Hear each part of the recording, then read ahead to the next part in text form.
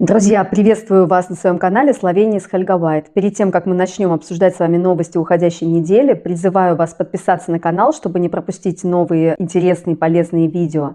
Поставить лайк, чтобы это видео увидело как можно больше людей. И не забывайте, пожалуйста, делиться своим мнением в комментариях.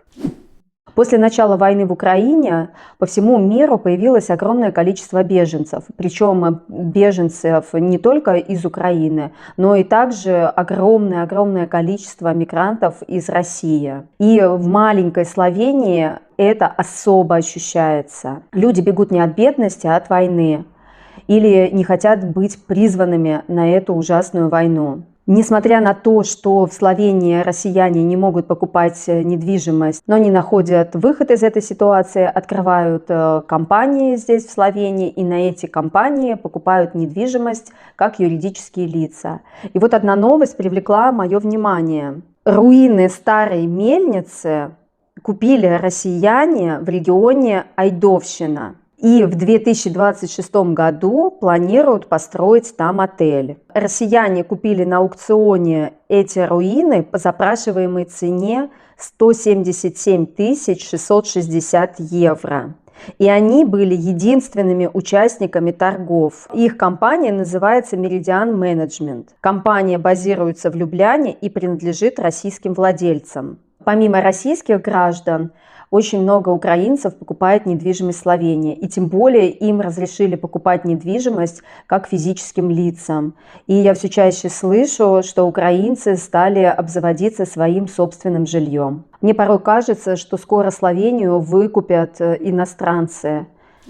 Наверняка вы все слышали абсурдную новость, что у россиян при пересечении европейской границы будут изымать автомобили на российских номерах, а также будут изымать ноутбуки, телефоны и так далее. Сначала казалось, что это просто какой-то нелепый слух, но потом до нас стали доходить новости с реальными случаями изъятия личных вещей и особенно транспортных средств. И вот пришла эта новость и в Словению. У Словении нет выбора. Ей придется тоже преследовать автомобили с российскими номерами. По примеру все большего числа европейских стран, Словения также сможет конфисковать едущие по словенским дорогам автомобили с российскими номерами. Вот как следует понимать ответ нашего финансового управления. Как известно, Еврокомиссия несколько дней назад подтвердила, что последний пакет санкций против РФ включает в том числе новый подход к транспортным средствам с российскими номерами. Директива Брюсселя гласит, что машинам с российскими номерами больше не разрешен въезд на территорию 27 стран, участниц Евросоюза. В случае пересечения границы из третьей страны российский автомобиль подлежит конфискации и независимо от его стоимости, как и другие более ценные товары. Приезжие из России могут буквально остаться лишь в одной одежде. И, кстати, я была удивлена, что у нас в Словении много российских мигрантов ездят на автомобилях с российскими номерами, хотя уже живут в Словении больше 5 лет и имеют ПМЖ Словении. Меня это очень удивило, потому что даже раньше по закону было возможным ездить на автомобиле с российскими номерами не более 6 месяцев. Но сейчас, конечно же, после появления этого закона все запаниковали и стали думать, как же наконец-то они могут перерегистрировать свой автомобиль здесь, в Словении, не выезжая в Россию. Закон направлен на то, чтобы предотвратить финансирование Российской Федерации, соответственно, на прекращение войны. Но мне абсолютно непонятно, каким образом владельцы автомобилей финансируют Российскую Федерацию, российскую власть в ведении этой войны. Что имеется в виду? Я не понимаю, вот человек въехал на своем автомобиле, и что, каким он образом кого-то может финансировать? Может быть, они хотят изымать эти автомобили и потом их продавать на аукционах и помогать финансово Украине. Все как-то мне очень непонятно. И еще остается вопрос открытым, и сами европейские власти знают, что в Европу едет очень много людей, которые бегут из России, бегут от мобилизации, не хотят идти воевать. И приезжая сюда в Европу, у них и так закрыты все карты, у них нет возможности пользоваться визой MasterCard, им очень тяжело открыть счета в местных банках, им очень тяжело перевести валюту через границу. То есть люди вообще выкручиваются кто как может. И вот они приезжают на своем автомобиле, и у них, получается, забирают практически последнее. Короче, вообще мне вся эта политика непонятна. Я вообще не вижу реальных действий, которые бы привели к окончанию этой войны. Такое ощущение, что многим властимущим это очень даже выгодно. Все становятся только богаче, а простые люди гибнут и становятся беднее. Все как обычно. И в связи с этим законом произошла просто абсурднейшая ситуация. Украинская беженка была вынуждена проехать 1,5 километра на инвалидной коляске из-за запрета ЕС на въезд машин с российскими номерами. Беженке из Украины Лидии пришлось пересекать российско-эстонскую границу на инвалидной коляске. Это произошло из-за того, что недавно власти Эстонии объявили, что согласно рекомендациям ЕС не будут пропускать через границу машины с российскими номерами. У Лидии терминальная стадия рака. Волонтеры вывезли ее из Мариуполя на лечение в Санкт-Петербург. Затем женщину решили перевезти в Эстонию. К границе Лидию повезли на обычной легковой машине в сопровождении врача. Ей пришлось отстоять многочасовую очередь, а сына Лидии увели на дополнительный допрос. После прохождения российской границы ему пришлось 1,5 километра толкать инвалидную коляску с матерью. Короче, просто какой-то кошмар и абсурд. Во всех этих нововведениях страдают абсолютно ни в чем не повинные люди. 2 гражданина Белоруссии, перевозящие нелегалов из Турции в одну из европейских стран через славянско-хорватскую границу, потерпели фиаско в Словении. Их Citroën C5 застрял в грязи.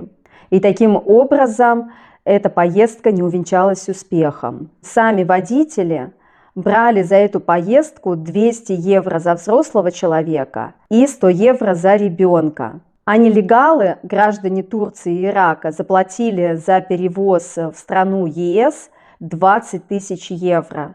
Но основную сумму забрали главари мафии. Горе-перевозчиков судили в Словении и приговорили к 2 годам условного срока и запретили въезжать в ЕС в течение 5 лет. А также им необходимо заплатить штраф в размере 1500 евро.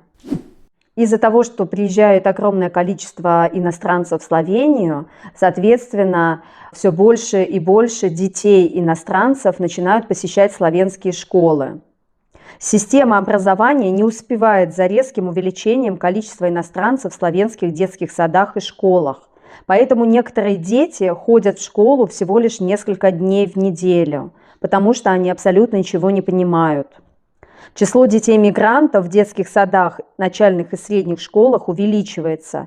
10 лет назад в начальных школах обучалось 4097 учеников с иностранным гражданством, а в предыдущем учебном году их было уже 16 636. А сейчас, видимо, еще больше. В первый год иностранным ученикам положены дополнительные часы словенского языка. Но этих дополнительных часов слишком мало. И поэтому многие дети просто сидят в школе и ждут, пока пройдут непонятные им уроки.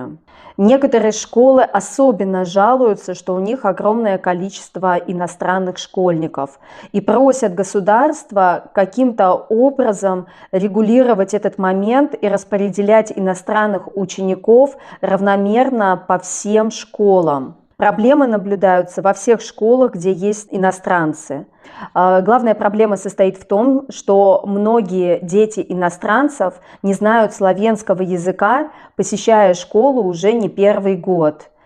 И вспоминая даже себя, как я отправляла своего ребенка в 1 класс, он тоже шел в школу, абсолютно не зная славянского. Но так как он был еще совсем маленьким и шел в 1 класс, он смог очень быстро выучить славянский язык. И в то время, 6 лет назад, в нашей школе практически не было русскоязычных детей. И у него не было выбора, он хотел общаться с местными детьми и очень быстро выучил язык. А из-за того, что сейчас очень много детей иностранцев в школах, и они предпочитают, естественно, общаться между собой и абсолютно не торопятся учить славянский и не торопятся включиться, внедриться, ассимилироваться в славянское общество. И в этом усугубление проблемы. Все вы наверняка знаете компанию FlixBus и даже пользовались ее услугами. Во вторник произошла ужасная авария. Автобус FlixBus ехал из Германии, из Берлина в итальянский город Триест и попал в серьезное ДТП в Австрии, недалеко от словенской границы. 19-летняя девушка, гражданка Австрии, погибла, а остальные пассажиры получили травмы различной степени тяжести. Как стало известно из новостей, автобусом управлял 27-летний гражданин Украины. Сразу же приходит в голову то, что он, скорее всего, заснул за рулем, потому что эта авария произошла примерно где-то в 4 часа утра. Но, как мы видим из новостей, предположительно, якобы он потянулся за бутылкой с водой, и в этот момент автобус врезался в какое-то препятствие, в какое-то ограждение и перевернулся. Друзья, сегодня у меня получились новости, сплошь связанные с мигрантами. И несмотря на то, что огромное количество мигрантов приезжают жить в Словению, в Словении все-таки есть населенные пункты, где нет абсолютно никаких жителей. И это опустевшие деревни. И хорошо было бы эти деревни заселить мигрантами, но мигранты предпочитают селиться в крупных городах Словении, так же, как и местные жители, видимо, предпочитают оставлять свои деревни и переезжать в более крупные населенные пункты. Давайте посмотрим, может быть, кто-то из вас является интровертом и захочет поселиться именно в таком месте, где нет других жителей. На 1 января этого года в Словении было 6035 населенных пунктов, и из них 61 пункт абсолютно без жителей. И давайте посмотрим, в каких же регионах находятся эти деревни. Это регион Кочевье, муниципалитет Костел, муниципалитет Семич, муниципалитет Черномель и муниципалитет Метлика. Самым густонаселенным городом считается Пиран. Но это и не удивительно, это один из самых красивых городов в Словении, который находится на море. Но также и Любляна очень сильно перенаселена, и это видно потому, как наши российские мигранты не могут найти себе жилье. И не только российские, но и также местные жители выстраиваются в очередь, чтобы снять хоть какую-нибудь квартиру. Погода у нас сегодня дождливая, небо все затянуто тучами. Давление, видимо, пониженное, очень хочется спать. Давайте спросим Алису, какая же погода нас ожидает в другие дни.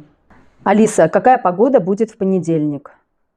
Завтра в Любляне от плюс 12 до плюс 20. Облачно с прояснениями. Спасибо.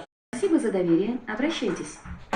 Друзья, на этом мой выпуск новостей подошел к концу. Не забывайте, пожалуйста, подписываться на канал, поддерживать меня лайками и оставлять свои ценные мнения в комментариях. Пока-пока, до новых встреч!